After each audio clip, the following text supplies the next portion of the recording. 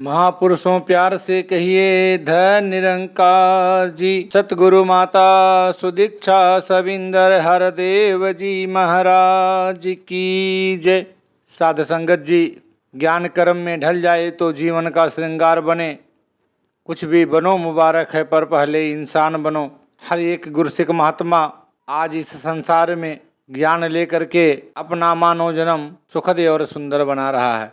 सतगुरु बाबा अवतार सिंह जी महाराज ने समय समय पर जो विचार व्यक्त किए, उन्हें अवतार उपदेश नामक पुस्तक में कलमबद्ध किया गया है। जैसे कि कहा भी है कि निरंकारी मिशन का मूल उद्देश्य समस्त समाज का कल्याण एवं नैतिक मूल्यों का उत्थान है। इन्हीं भावनाओं से प्रेरित होकर सतगुरु बाबा अवतार सिंह जी महाराज के अमूल्य विचारों को अवतार उपदेश नामक पुस्तक में प्रकाशित किया है। उसी पुस्तक से आपके श्री चरणों में समर्पित सतगुरु बाबा अवतार सिंह जी महाराज के पवित्र वचन जो उन्होंने समय समय पर व्यक्त किए, ज्यों का त्यों आपके श्री चरणों में रखते हुए इसी उम्मीद और याचना प्रार्थना के साथ कि हे सतगुरु माँ, ऐसी कृपा करो, ऐसी दया करो कि हम भी इन वचनों को सुन करके इसको अपने जीवन में धारण कर पाएँ, अमल कर पाएँ, जिससे आपका जो उद्देश्य है, आपका जो विज़न है, आपका जो सोच है कि आज के इस समाज में शहंशाह वाला युग आए तो हम भी उसमें कुछ सहयोग कर पाएँ और अपना भी जीवन संवारे और सुधार पाएँ, जिससे मेरा लोक सुखी और परलोक सुहेला हो। रविवार 12 जनवरी 1958। प्रभु की शरण सगल भय लाथे, दुख बिन से सुख पाइया। दयालु होवा पार ब्रह्म स्वामी, पूरा सत्य गुर धियाइया। प्रभु जीव तू मेरो साहिब दाता, करी कृपा प्रभु दीन दयाला।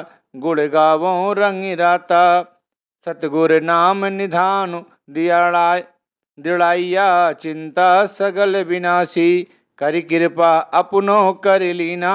मन बसिया विनाशी, ताकऊ बिघुन न को लागे। जो सत्य गुर अपने राखे, चरण कमल बसे हृदय अंतरी। अमृत हरि रस चाखे, कर सेवा सेवक प्रभु अपने। जिन मन की इच्छु पुजाई, नानक दास ताके बलिहारे। जिन पूरन पैज रखाई। आदि ग्रंथ 616। हुजूर ने फरमाया, साध संगत जी, दया निरंकार जी। साध संगत जी, यहाँ जो वचन आया है इसका अर्थ यह है कि जिसने भी संसार में आकर प्रभु अर्थात योग्य सद्गुरु ईश्वर भक्त पूर्ण ब्रह्म ज्ञानी की शरण ले ली है, उसका समस्त भय समाप्त हो गया है। उसके सारे भ्रम भी दूर हो गए हैं तथा जन्म मरण का दुख भी समाप्त हो गया है। जहाँ हृदय में हर समय चिंता, क्लेश, क्रोध, अहंकार तथा ईर्षा द्वेष रहते हैं, वहाँ अब पूर्ण सद्गुरु की कृपा द्वारा ईश्वर अकाल पुरुष निराकार प्रभु का निवास हो गया है, जो सुख सागर है तथा सुखों का भंडार है। सुखों का खजाना पाकर अब मेरा हृदय हर समय प्रसन्न रहता है। दयालु होवा पार ब्रह्म स्वामी, पूरा सतगुर ध्याइया। साध संगत जी, इंसान तभी सुखी हो सकता है जब वह पूर्ण सतगुरु की शरण में आकर परब्रह्म का ज्ञान प्राप्त कर के उसका ध्यान करता है, अर्थात उसका सुमिरन करता है। जब तक यह जीव अपनी चतुराई, कर्म का अभिमान आदि छोड़कर पूर्ण ब्रह्मज्ञानी से मिलकर सर्वव्यापक परम ब्रह्म की पहचान नहीं करता, सुखी नहीं हो सकता। इसकी चिंता तथा भ्रम दूर नहीं हो सकते। यहाँ भी विवेकी पुरुष यही कह रहा है कि मुझ पर पूर्ण सतगुरु की कृपा हुई है, अर्थात मैंने पूर्ण सतगुरु से मिलकर नाम की प्राप्ति कर ली है, अकाल पुरख निरंकार को जान लिया है। अब मैं हर समय उठते बैठते सोते जागते इसका ही ध्यान करता हूँ, इसका सुमिरन करता हूँ।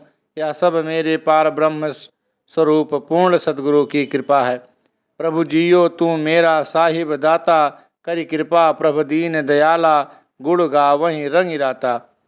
साध संगत जी, ये वचन ऐसे महापुरुषों के हैं जिनको पूर्ण सद्गुरु मिला है तथा वे अपने सद्गुरु की उपमा करते हुए कह रहे हैं कि हे सद्गुरु, तू ही मेरा साहब है, तू ही मेरा दाता है। साध संगत, अब इनके वचनों को सुनकर हमने भी सोचना है कि हमें भी कोई सतगुरु मिला है, क्या हमें भी कोई ऐसा दाता मिला है जिसने हमें जीवन दान दिया हो, अर्थात हमारे साथ जाने वाला नाम का भंडार सौंपा हो।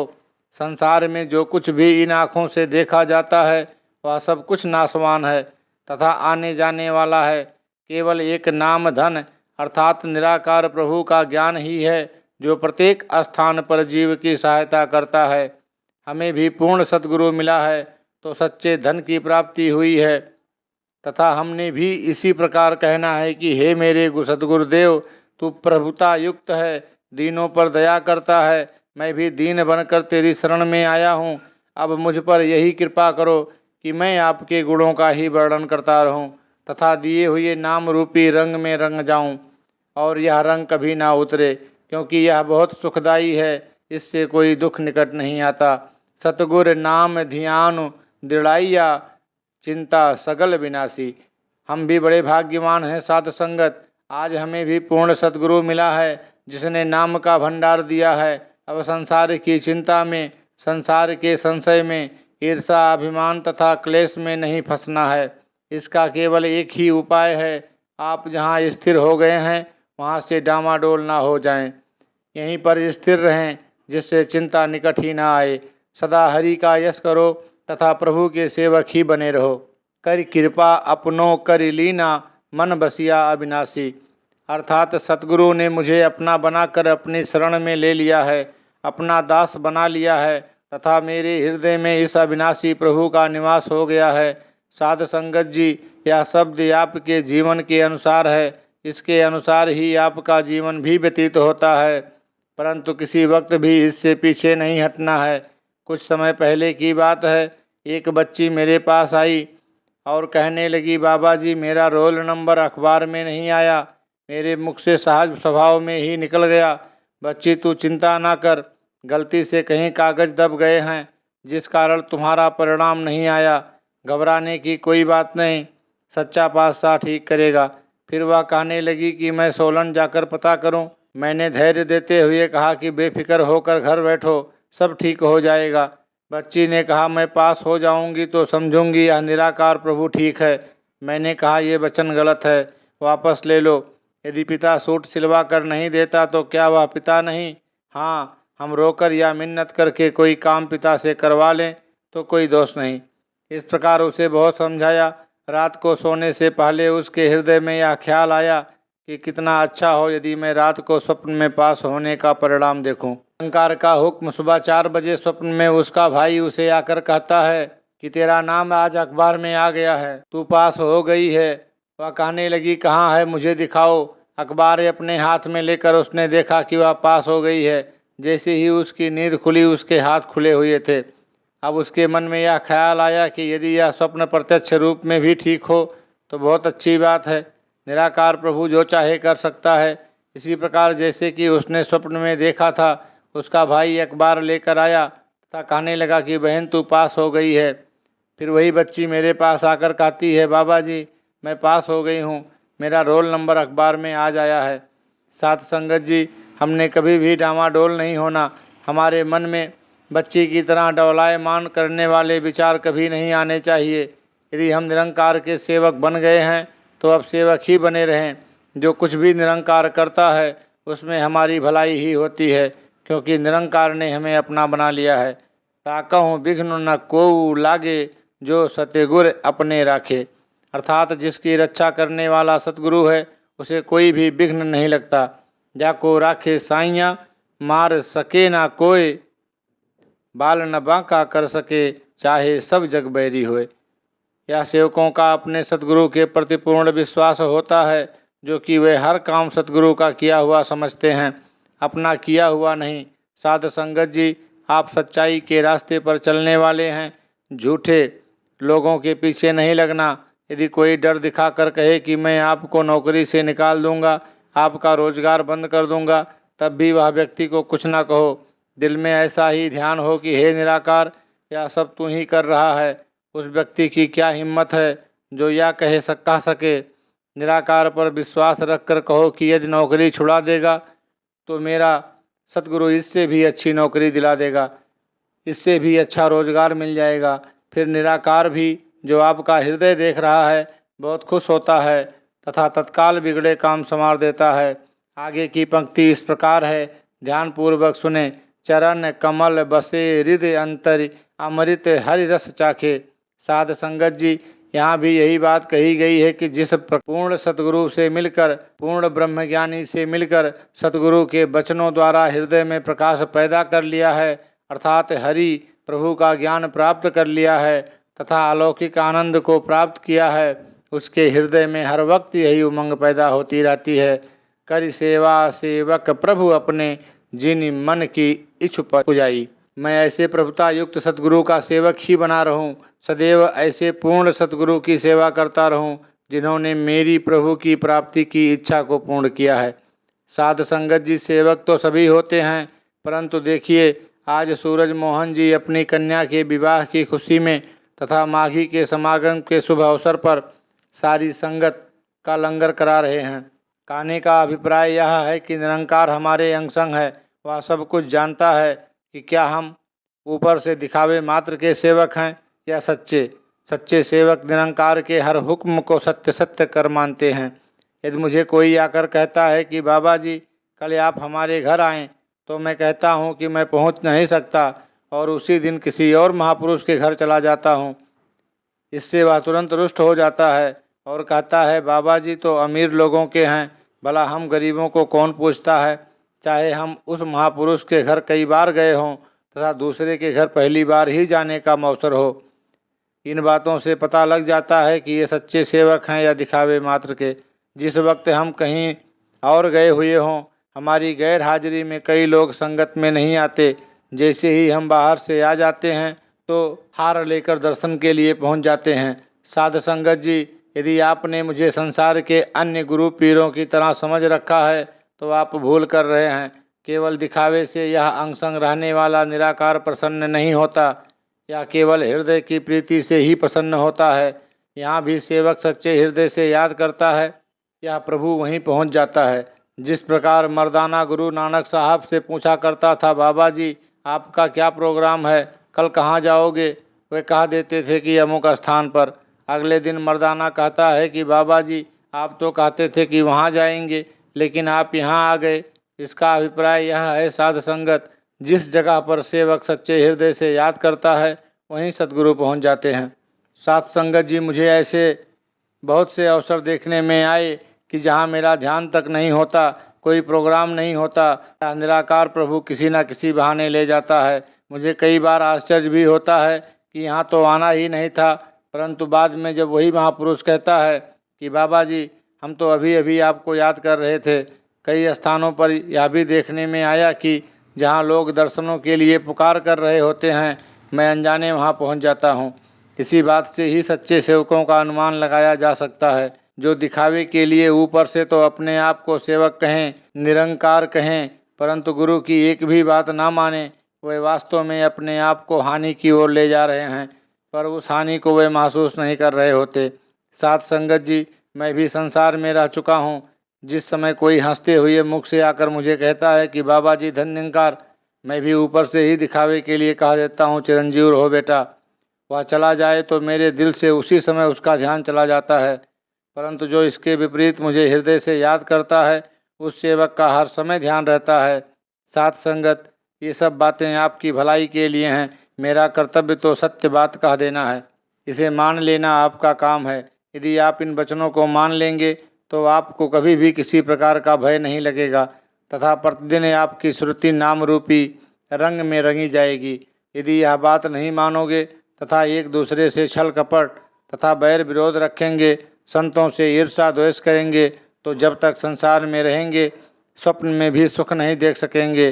परंतु यदि सेवक बन जाएंगे, जिस प्रकार गुरबाणी में लिखा है, सेवक कौ सेवा बनी आई, तथा संतों की सेवा प्रभु की सेवा समझोगे तो सुख पाएंगे। साथ संगत जी, सतगुरु या निराकार एक ही है। संसार में आपके सभी कार्य सफल होंगे। संसार में रहते हुए, गृहस्थ में रहते हुए कमल फूल की भांति निर्लेप रहेंगे। यदि संतों की सेवा करेंगे तो आप प्रसन्नता के योग बनेंगे। अंतिम पंक्ति इस प्रकार है, नानक दास ताके बलिहारे, जिन पूरन पैज रखाई। साध संगत जी, आपको पूर्ण सद्गुरु मिला है। अकाल पुरुष निरंकार प्रभु का दर्शन हुआ है। संसार में आपका सम्मान रखा गया है, अर्थात जिस महान उद्देश्य के लिए आपने मानव जीवन धारण किया है वह काम ही आपका हो गया है। अभी आपका जीवन सफल हो चुका है, क्योंकि अब आप हर पल हर क्षण सद्गुरु की उपमा तथा साध संगत का यश गा रहे हैं। जगह जगह पर इस सत्य की आवाज़ फैला रहे हैं। आप जैसा भाग्यवान इस संसार में कोई और नहीं है।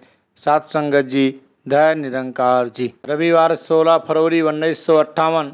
मन मैले सब किछु मैला, तन धोते मनु हछा न होई। यह जगत भर में भुलाइया, बिरला बूझे कोई। जपि मन मेरे तू एको नाम, सतगुर दिया मोको एहु निधान। सिधा के आसन जे सिखे, इंद्री बस कर कमाई। मन की मैल न उतरे, हऊ में मैल न जाई। इस मन कौ होरू संजुम को नाही, बिनु सतगुर की शरणाई। सतगुर मिलिए उल्टी भई, कहना किछु न जाई। भणति नानक सतगुर कौ मिल दो, मरे गुरु के शब्द फिर जीवे कोई। ममता की मल उतरे, इहु मन हछा होई। आदि ग्रंथ 558। शहंशाह जी ने फरमाया, साध संगत जी, दया निरंकार जी। साध संगत जी, यहाँ शब्द आया है कि मन मैले सब किछु मैला, तन धोते मनु हछा न होई। साध संगत जी, इसका अर्थ है कि जिसका मन मलिन है, अर्थात जिसके मन में अहंकार और ममता की मैल लगी हुई है, वह चाहे अनेकों बार अपने को सब तीर्थों पर जाकर अथवा गंगा जमुना आदि सब नदियों में नहा ले, उसका हृदय कभी भी स्वच्छ नहीं हो सकता। आज संसार ही अपने हृदय को तीर्थों स्थानों तथा नदियों पर जाकर स्नान करके पवित्र करना चाहता है। भला यह कैसे हो सकता है? जप तप तथा माला फेरने से भी मन की मैल नहीं साफ हो सकती। इस प्रकार के कर्म से तो उल्टा अहंकार बढ़ता है तथा मन की मैल पहले से भी दुगनी बढ़ जाती है। जिस व्यक्ति ने अमृतसर जाना हो पर कलकत्ते की गाड़ी में बैठ जाए तो वह क्या अपनी मंजिल पर पहुंच जाएगा? कदाचित नहीं। ठीक इसी प्रकार इस सूक्ष्म मन को, जिसका कि कोई रंग रूप नहीं, तीर्थों तथा नदियों का जल साफ नहीं कर सकता। साध संगत जी, अपने मन की अवस्था प्रत्येक व्यक्ति जानता है। इंसान को अपने जर्रे जर्रे का पता होता है। यहाँ इस प्रकार विवेकी जन तन धोने से मन की पवित्रता समझ लेने वाले संसार को संबोधित करके कह रहे हैं, जिस प्रकार ये अंधा व्यक्ति ना अपने आप को देख सकता है न किसी दूसरे को, इसके विपरीत नेत्रों वाला मनुष्य प्रत्येक व्यक्ति को देख रहा होता है तथा स्वयं को भी दर्पण में देख सकता है। यहाँ विवेकी महापुरुष कह रहा है कि ये संसार के लोगों, मैंने भी आपकी भांति बहुत प्रयत्न किया, परंतु सब व्यर्थ। जिस समय मेरी भेंट पूर्ण सद्गुरु से हुई, उस समय उज्ज्वल ज्ञान प्राप्त करके मेरा हृदय भी उज्ज्वल हो गया, परंतु आज संसार की यह दशा है। आप न देही चुर भरि पानी, तिह निंदहि जह गंगा आनी।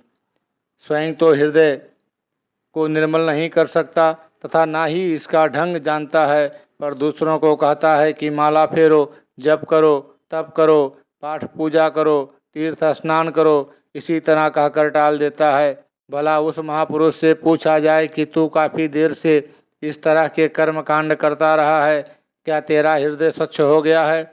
अपना तो कुछ बना नहीं, दूसरों को कुमार्ग पर डालता है। यदि एक अंधा व्यक्ति अंधों का नेता बन जाए तो सब अंधों को कब सुरक्षित स्थान पर पहुंचा सकेगा? कभी भी नहीं, बल्कि ठोकर खा खा कर अपने शरीरों का भी अंत कर लेंगे।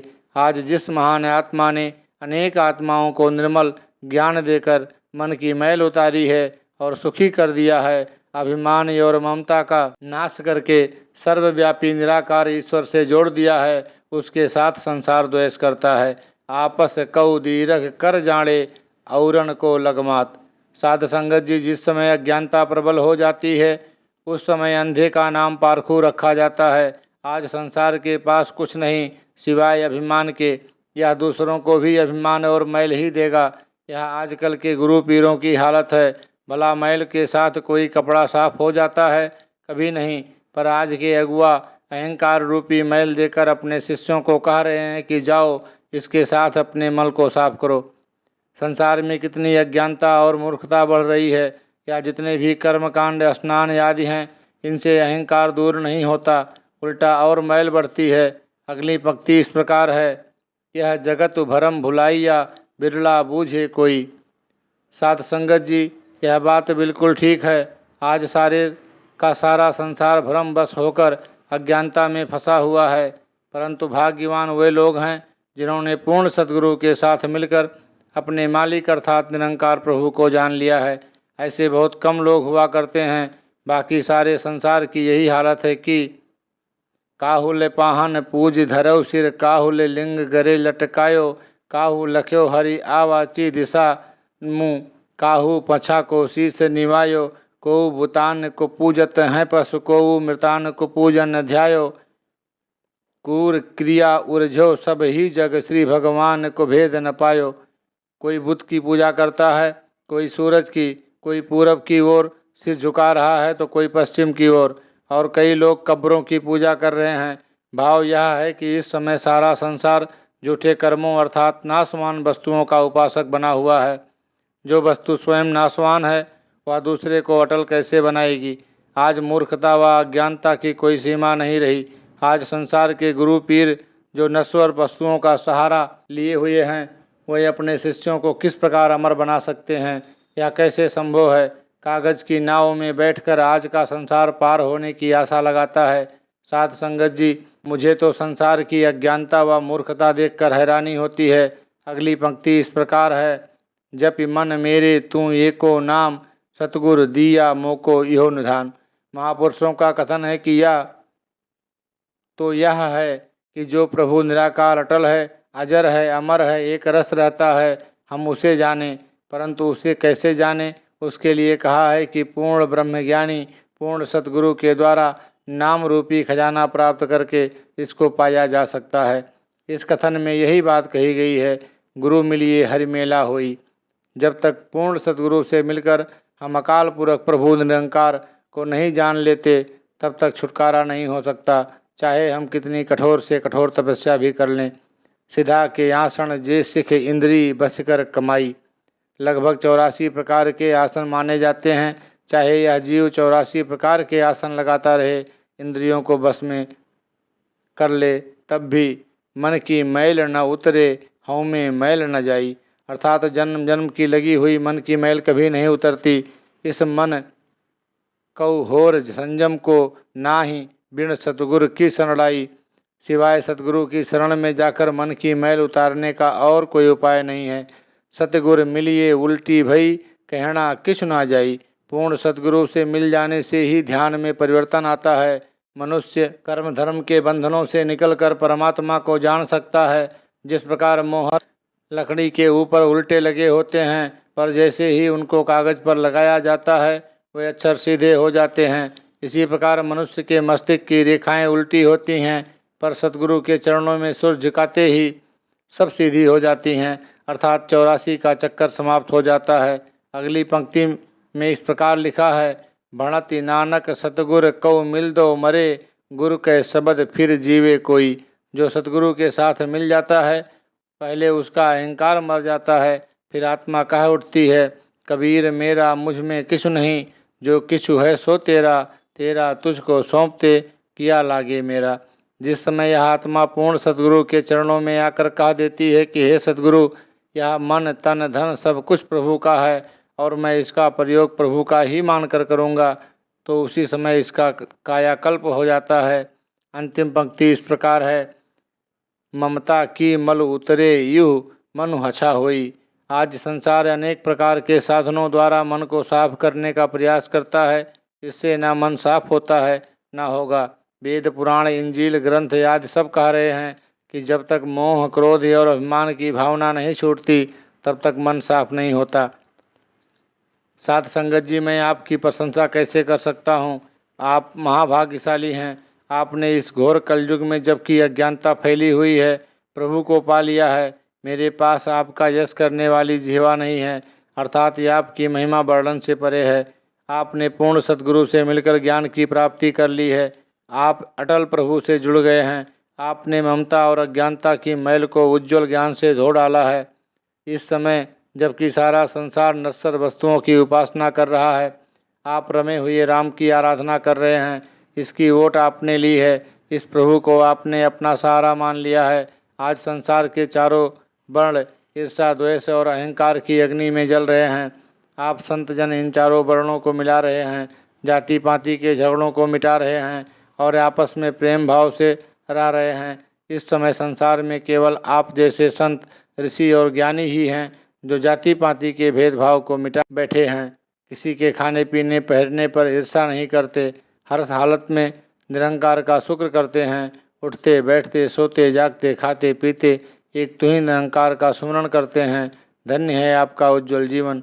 सात संगत जी, धन्य निरंकार जी। रविवार 23 मार्च 1958। जिसु नीच कऊ को ना जाने, नाम जपत उच्चहु कुटुमाने। दर्शन मागऊ देहि पियारे, तुमरी सेवा कवन कवन ना तारे। जाके निकट न आवे कोई, सगल सृष्टि हुआ के चरण मल धोई।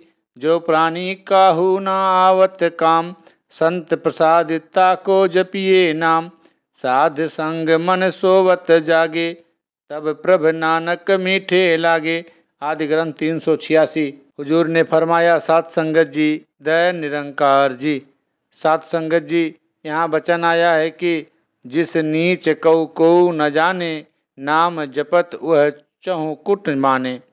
साध संगत जी, इसका भाव यह है कि संसार में चाहे कैसा भी अपराधी, नीच या गिरा हुआ मनुष्य क्यों ना हो, यदि उसने पूर्ण सतगुरु की शरण में आकर अर्थात निराकार के नाम की भिक्षा ले ली है तो सारे संसार में उसकी प्रशंसा होनी आरंभ हो जाती है। साध संगत जी, दूर का उदाहरण ना देते हुए मुझे ही देखिए। मैं एक तुच्छ सा इंसान था, पढ़ा लिखा भी नहीं था, बाहुबल या धन भी मेरे पास नहीं था, परंतु मैंने पूर्ण सतगुरु बाबा बूटा सिंह जी से मिलकर इस अंग संग रहने वाले निराकार प्रभु को जान लिया है तथा उनकी सेवा की, और उसके बदले में आज आप कहते हैं कि मैं आपका सतगुरु हूँ, गुरु नानक हूँ, राम हूँ, यहाँ तक कि आप कह देते हैं कि मैं स्वयं ईश्वर का रूप हूँ। परंतु मैंने स्वयं नहीं कहा, मैं तो सदा यही कहता रहता हूँ कि मैं तो सबका दास हूँ।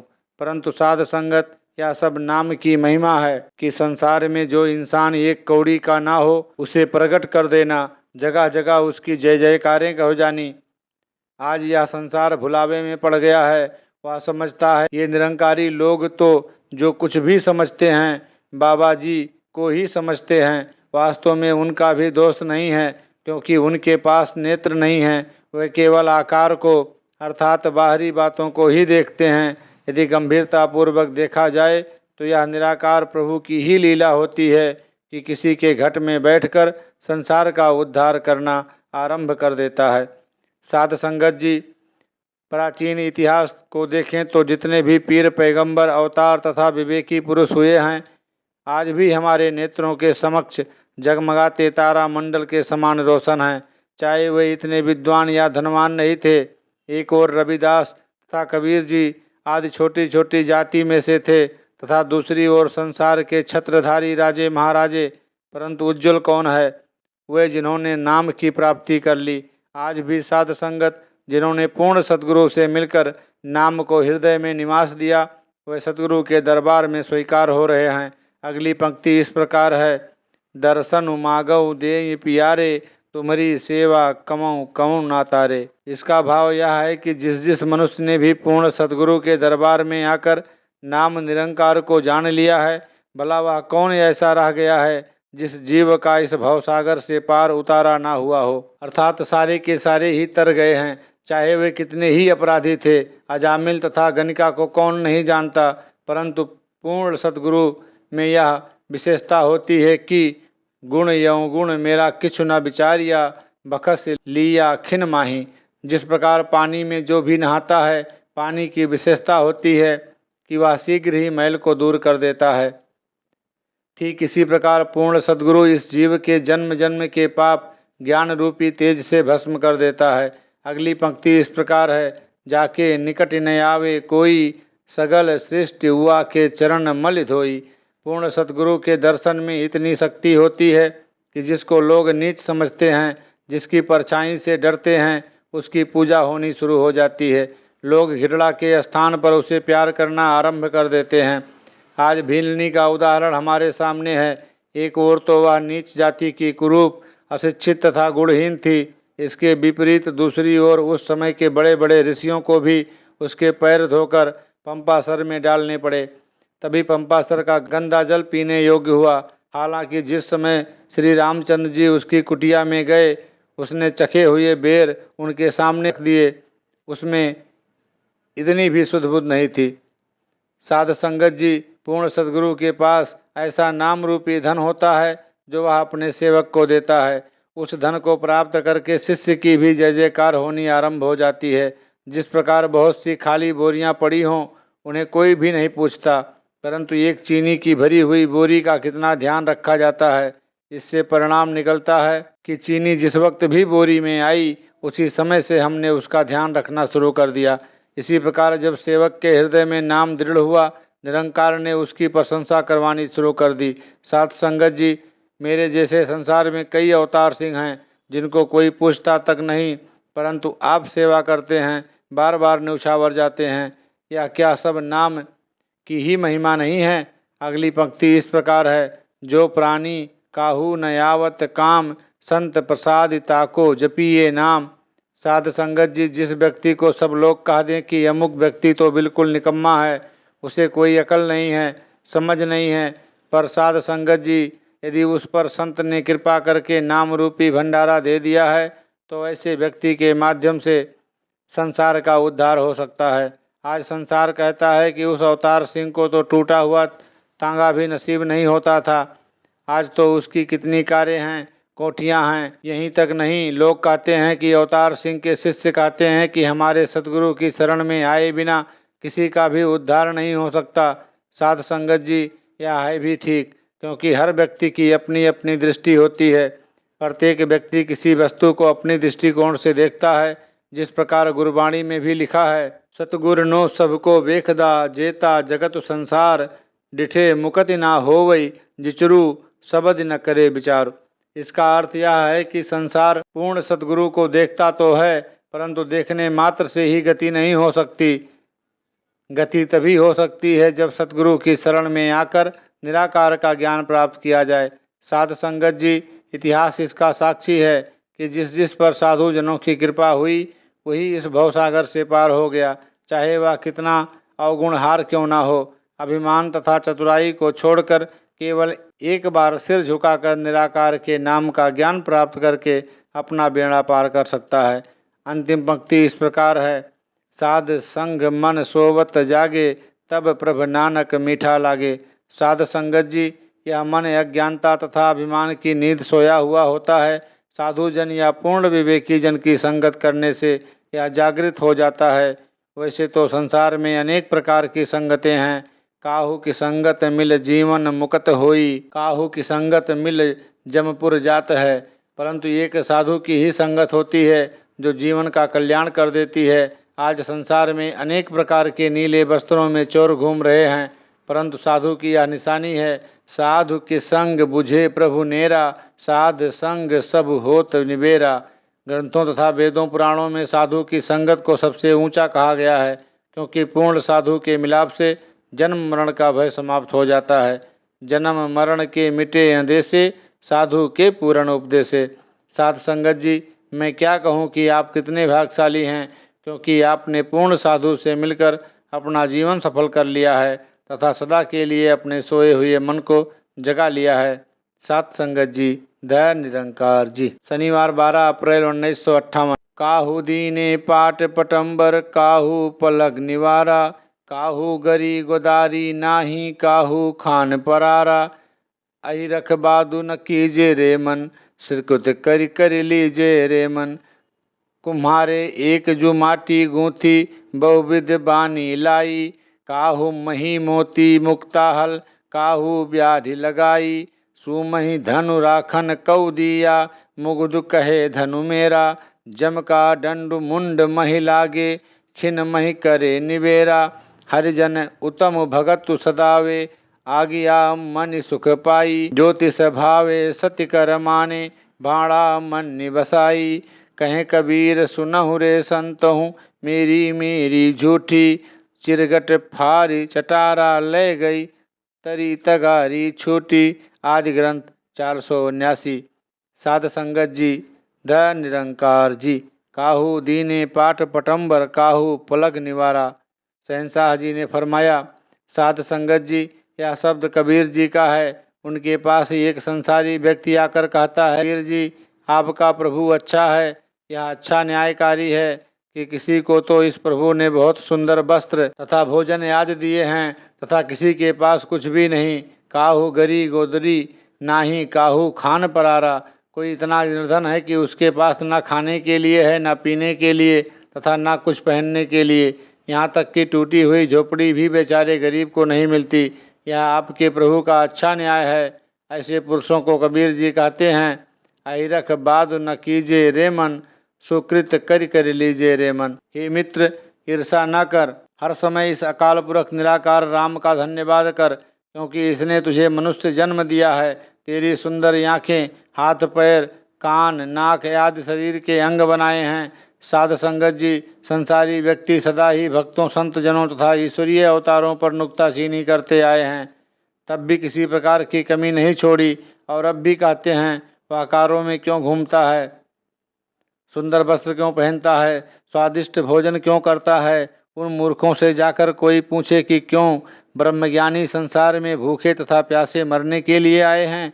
कितनी अज्ञानता है, कितनी मूर्खता है। ब्रह्मज्ञानी तो सारी सृष्टि का राजा होता है, इसी के लिए तो सारे पदार्थ बने हैं। इसी की कृपा से संसार खाता पीता तथा पहनता है। इसी के सहारे तो यह धरती खड़ी है। जिसके सहारे संसार में जीना, उसी से द्वेष भाव रखना कहाँ तक उचित है। इसी को ईर्षा तथा निंदा कहा गया है, जिसके बारे में गुरबाणी में भी लिखा है, निंदा भली किसे की नाही, मन मुख मुगध करन्नी, मुँह काले तिन निंद का, नर के घोर पवन्नी। आज संसार को रोग लग गया है। वह आपस में तो एक दूसरे से बैर करते ही हैं, परंतु संतों महापुरुषों के साथ भी बैर करना आरंभ कर देते हैं। ये इंसान उसी वक्त ही अभिमानी बनकर दूसरों के लिए गड्ढा खोदना शुरू कर देते हैं, जिस समय वे इस नाश हो जाने वाली माया के नशे में होते हैं। परंतु इनको परिणाम का पता नहीं होता कि हमारे लिए तो पहले ही कुआं तैयार है। जैसे ही माया का नशा उतरता है, अर्थात माया चली जाती है, या कोई शारीरिक रोग आ गया, तो तुरंत हाय हाय करके चीखना चिल्लाना आरंभ कर देते हैं। हालांकि निंदा को सबसे बुरी वस्तु माना गया है। निंदक घोर नरक में जाता है तथा सदैव जन्म मृत्यु के चक्कर में पड़ा रहता है। चोर यार जुआर ते बुरा, अड़होदा भार निंदक सिर धरा। जो लोग निंदा करते हैं, धरती पर उनकी दुर्दशा होती है।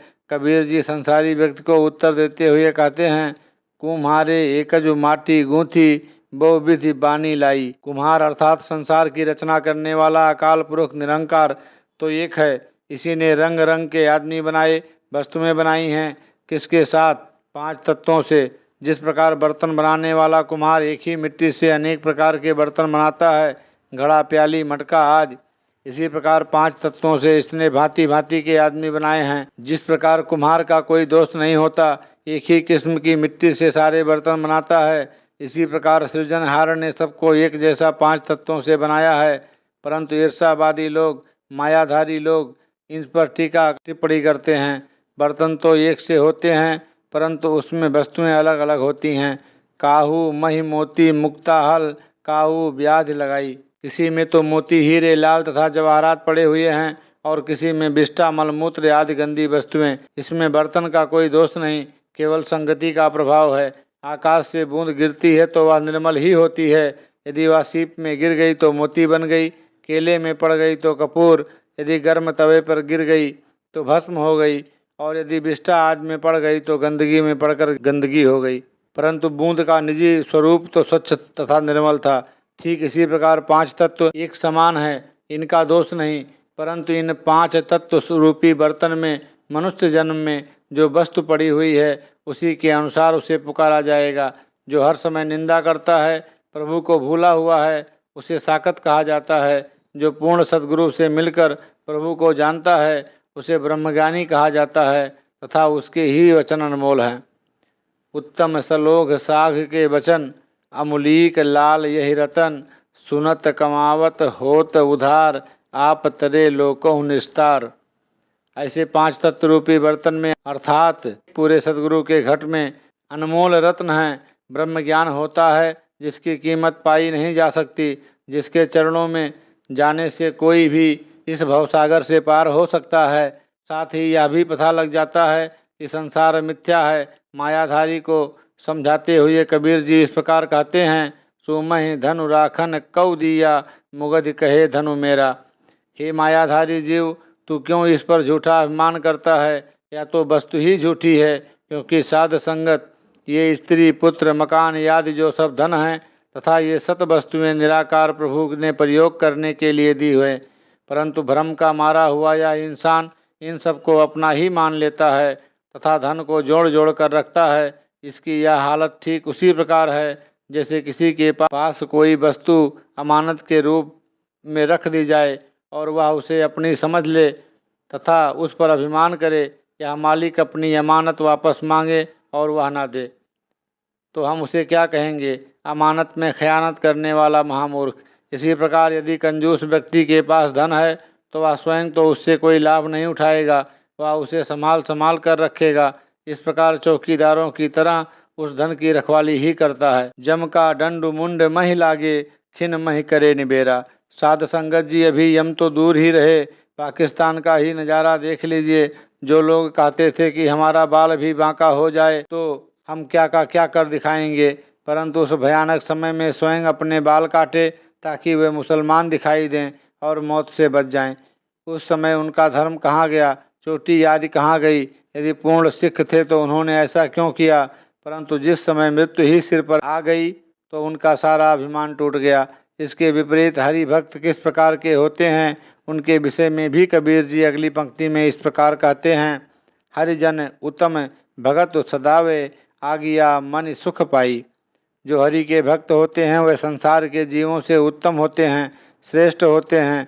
संसार की तरह आपस में द्वैत भाव नहीं रखते तथा एक दूसरे से ईर्षा नहीं करते। साध संगत जो ज्ञान लेकर यह काम करता है, या किसी की प्रशंसा देखकर जलता है, या किसी को सुखी देखकर दुख मनाता है, वहाँ समझो यह बिल्कुल गुरु की शिक्षा के विपरीत चल रहा है। वह इस प्रकार किसी दूसरे का कुछ नहीं बिगाड़ रहा, बल्कि स्वयं अपने पैरों में कुल्हाड़ी मार रहा है। संत लोग तो सतगुरु की आज्ञाएं मानते हैं तथा उसी में ही सुखी रहते हैं। गुरु गोविंद सिंह जी की ओर ही देख लीजिए, वे राज्य कर रहे थे, सिर पर कलगी थी, सुंदर किले तथा फौज थी, 4 साहिबजादे थे, माता जी का प्यार भी था, कपड़े पहनाने के लिए हर समय सेवक तैयार रहते थे, 5 प्यारे हर समय साथ रहते थे, खाने पीने तथा नहाने की वस्तुओं का कोई अंत नहीं, अनगिनत शस्त्र थे, धन से खजाना भरा हुआ था। परंतु अचानक ही एक ऐसा भी समय आ गया जब वह अकेले ही माछीवाड़े के जंगल में घूम रहे थे, नंगे पैर, भूखे प्यासे, सिर के नीचे ईंट का तकिया रखकर कहते हैं, यारड़े दास आनू सथर चंगा भट खेड़ी यादा रहेड़ा। भाव है कि उस समय संसार के समस्त सुखों को भुलाकर कहा कि मेरे प्रियतम का नगर बहुत सुंदर है तथा संसार के सारे सुख रसहीन हैं। गुरु अर्जुन देव जी का उदाहरण भी सामने है। गर्म लोहे पर बैठे हैं, शीश में गर्म रेत पड़ रही है, फिर भी कहते हैं कि तेरा भाड़ा मीठा लागे, नाम पदारथ नानक मागे।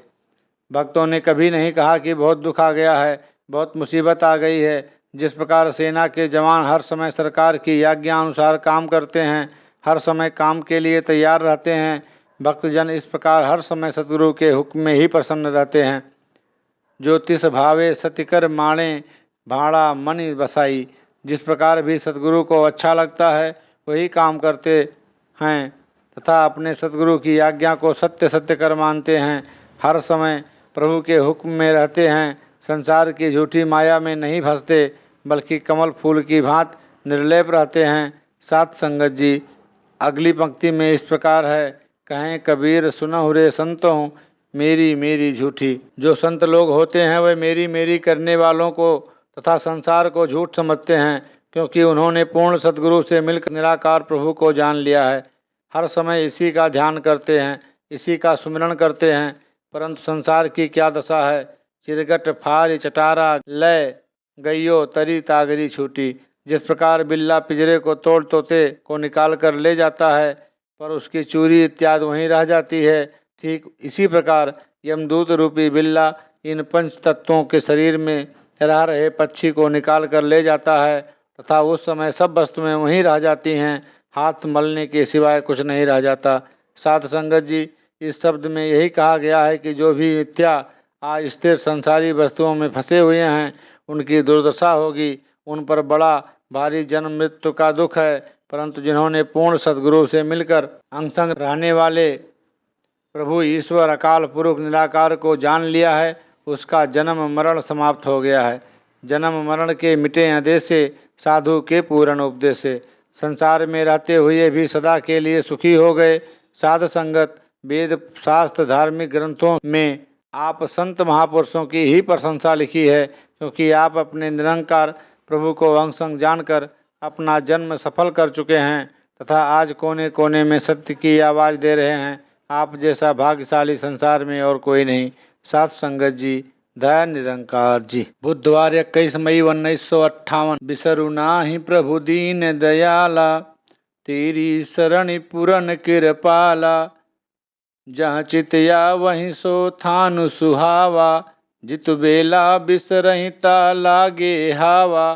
तेरे जियतु सदही साथी, संसार सागर ते कड़ु दे हाथी। आउण जाना तुम ही किया, जिस तू राखई तिस दुखु न थिया। तू एको साहब अवरु न होरी, बिनऊ करई नानक कर जोरी। आदि ग्रंथ 563। शहंशाह जी ने फरमाया, साध संगत जी तय निरंकार। साध संगत जी वचन आया है, बिसरु नाही प्रभु दीन दयाला। साध संगत जी, यह आवाज़ उस महापुरुष की है जो अपने सतगुरु द्वारा अकाल पुरख निराकार ईश्वर या राम को जान चुका है। वह अपने सतगुरु अथवा निरंकार के आगे प्रार्थना करता है कि प्रभु, तूने अपनी मेहर द्वारा इस संसार की जलती हुई अग्नि से मुझे निकाला है, मुझे सीधे रास्ते पर डाला है। हे दीन दयाल तथा कृपालु, अब मेहर करो कि मैं आप ही के दिए हुए ज्ञान को भूल ना जाऊं। साध संगत, मैं भी पहले यह सोचता था कि जो आदमी जन्म जन्म के बिछोड़े के बाद एक बार निराकार को जान ले, सतगुरु को पहचान ले, फिर वह उन्हें किस प्रकार भूल सकता है। परंतु प्रत्यक्ष देखने में आया है कि मानव संसार की माया के चक्कर में फंसकर इन दोनों को भूल जाता है। परंतु यह रहमत का भंडार सच्चा पातशाह फिर भी उसकी रक्षा करता है। माया की प्रबलता को महसूस करते हुए भक्तजन क्षण क्षण प्रार्थना करते हैं कि हे सच्चे पातशाह, तू ही इस अग्नि से बचा सकता है। मनुष्य की अपनी कोई ताकत नहीं।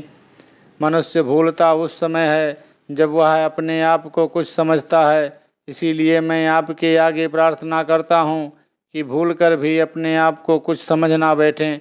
अपने आप को मिटाने का मूल मंत्र ज्ञानी संत जनों के आगे झुकना और मुँह से तू ही कहना है। तू बिसरहिता सबको लागू, चीत यावहिता सेवा। इस पंक्ति में भी भक्त भगवान के समक्ष प्रार्थना कर रहा है कि हे सच्चे पातशाह, मैं कभी भी ना भूलूं, क्योंकि प्रभु को भूलने से सुख भी दुख में बदल जाता है। यदि हम इस प्रभु को ना भूलें तो दुख निकट नहीं आता। तेरी शरण पूर्ण कृपाला। हे प्रभु, तू कृपालु है, दयालु है। हे सच्चे पातशाह, यह तेरा ही काम है कि किसी के गुण या गुण ना विचारते हुए हर समय हर व्यक्ति पर दया करता है। लाखों गलतियां करते हुए भी चाहे भक्त एक बार हृदय से पुकार करता है कि हे सच्चे पातशाह मुझे बख्श ले, तो फिर यह सतगुरु केवल उसे बख्श ही नहीं देता, अंग संग होकर सहायता भी करता है।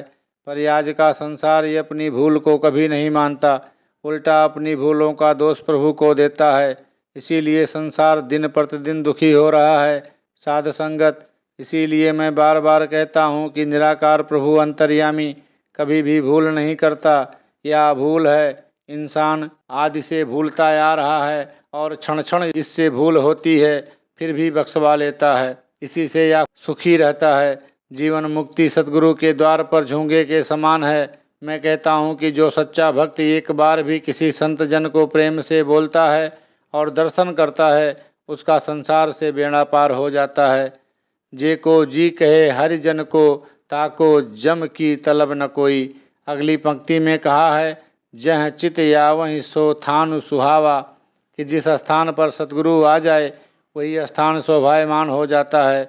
साध संगत, यहाँ स्थान दीवारों या मकानों को नहीं कहा गया, बल्कि महापुरुषों का संकेत उन महापुरुषों की ओर है जिनके महान हृदय में ज्ञान प्रवेश कर चुका है। वे लोग धन्य हैं, वे सुंदर हैं, शोभायमान हैं, जिनके हृदय में सच्चा पातशाह निराकार प्रभु विराजमान है, तथा जो अपने निराकार सतगुरु को एक पल भी नहीं भूलते तथा इसके साथ इस प्रकार मिल जाते हैं जिस प्रकार पानी में बतासा। परंतु यह इंसान इन चरम नेत्रों से इनकी परख नहीं कर सकता। उसका ध्यान सतगुरु में आकर संतों महापुरुषों के पहरावे तथा ऊपरी व्यवहार की ओर ही रहता है, परंतु गुरुमुख तथा भक्तजनों के हृदय में हर समय केवल निराकार प्रभु का निवास रहता है। जितु बेला बिसरहिता लागे हावा। भक्तजन यह समझते हैं कि प्रभु को भूलना ही दुख का घर है और क्षण क्षण स्मरण करते रहना, प्रार्थना करना भक्तजनों का कर्म है। भक्तजन समझते हैं कि वास्तविक सुख प्रभु के सुमिरन में ही है। एक बार मुझे दो आदमियों के पास जाने का अवसर मिला। उनका घर पास ही था। एक ब्रह्मज्ञानी जिसे 105 डिग्री बुखार था, मुझे देखते ही उसका हृदय खिल उठा और कहने लगा, मैं ऐसे बुखार से बलिहार जाऊं जिसने आप सतगुरु के दर्शन करा दिए। सच्चे पातशाह है, आपके दर्शन करते ही मेरा बुखार उतर गया है। थर्मामीटर लगा कर देखा तो बुखार नहीं था। इन गुरुमुखों के घर के साथ वाले घर में भी जाना पड़ा, वह हमारा संबंधी था। उसके घर जाकर पूछा कि सुनाओ क्या हाल है। उन्होंने रोना शुरू कर दिया।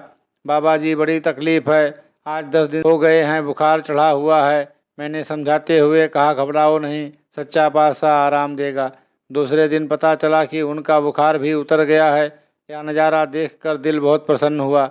ज्ञानी महापुरुष तो दूसरे दिन ही संगत पहुंच गया, परंतु दूसरा आदमी कमजोरी का बहाना करके घर लेटा रहा। वाकई साथ संगत जी निराकार प्रभु को भुलाकर मामूली दुख भी पहाड़ के समान बन जाते हैं, परंतु यदि प्रभु निराकार को याद रखें तो पहाड़ जितना बड़ा दुख भी तिनके के समान है। परंतु संत जन हर हाल में प्रसन्न रहते हैं। तेरे जीद तू सद ही साथी। साध संगत, इस पंक्ति में ज्ञानी भक्त निराकार अथवा सतगुरु को संबोधित करके कहता है, यह सब कुछ तेरी कृपा से ही मिला है। तू ही मेरा संगी साथी है, तू ही कदम कदम पर मेरी सहायता करता है। साध संगत जी भक्ति और भगवान प्रेम की डोरी में इस तरह बंधे होते हैं कि क्षण भर के लिए भी अलग नहीं हो सकते। यही प्रेम की तार थी जिसके द्वारा बेबे नानकी ने श्री गुरु नानक देव जी को इतनी दूर से बुला लिया। संसार सागर ते कड़ू दे हाथी। हे सतगुरु, यह तेरी ही शक्ति है कि तू अपनी ही दया दृष्टि द्वारा पापी और गुनहगार आत्माओं को संसार सागर से निकाल लेता है। आमड़ उजाड़ तुम ही किया। इस दुनिया पर आने जाने का चक्कर तेरा ही चलाया हुआ है। जिस तू राखई तिस दुख ना थिया। पर हे सच्चे पातशाह, जिस पर तू कृपा करे उस पर कोई दुख नहीं आ सकता। तू एको साहिब अवर न होरी। हे सच्चे पातशाह, सारे संसार का मालिक और कर्ता धर्ता केवल एक तू ही है और कोई नहीं। इसी प्रकार एक समय में सतगुरु भी एक ही होता है। कई लोग मेरे से पूछते हैं कि इतने बड़े संसार में अकेले ही इस दान को कैसे बांट सकोगे। उनको यह कहना पड़ता है कि जैसे कंपनी एक होती है, उसका मालिक भी एक होता है, पर उस कंपनी का माल देश देशांतरों में पहुंच जाता है। इसी प्रकार सतगुरु के सेवक भी, जिनको सच्चे पातशाह की आज्ञा मिली होती है, स्थान स्थान पर पहुंचा देते हैं और साथ ही कहते हैं कि यह वस्तु सतगुरु की आज्ञा अनुसार दी गई है। इसका मालिक पूर्ण सतगुरु है, वह अमुक स्थान पर रहता है। इसी बात को गुरु नानक देव जी से ज्ञान लेकर शेख ब्रह्म ने उनको संबोधन करके कहा, सच्चा साहिब एको तू जिन सचो सच बरताइया। इसी प्रकार आप जैसे भक्त जन संसार के कोने कोने में आवाज़ दे रहे हैं, बिनऊ करे नानक कर जोरी। गुरु साहिब अंतिम पंक्ति में कहते हैं कि ऐसे सतगुरु को नमस्कार ही बनती है। पुरातन इतिहास देखें तो पता चलता है कि उन भक्तजनों ने भी ऐसी ही आवाज़ दी। मीरा के शब्दों में, सजनी मैं गोविंद लीनो मोल। कोई कहे सस्ता कोई कहे महंगा, मैं लिया तराजू तोल। ब्रज के लोग सब बुरा कहत हैं, मैं लिया बजा कर ढोल। आप भी इस आनंद को प्राप्त करके आवाज़ दे रहे हैं, परंतु यह अज्ञानता में अंधा संसार कई प्रकार के कलंक लगा रहा है। साध संगत पुरातन संत भी इस संसार से डर कर पीछे नहीं हटे थे। इसी प्रकार आपने भी अपना काम करते जाना है। संसार अपनी आग में स्वयं ही जल जाएगा, आपको घबराने की आवश्यकता नहीं। लिखा है, अनबेरे नाली बैर रचाए, अपने घर लूटी लाइंदा। भक्तजनों का काम तो हर समय निराकार और गुरु का यश करना तथा संसार के हर प्राणी के लिए सुख मांगना है। सत संगत जी, धन निरंकार जी।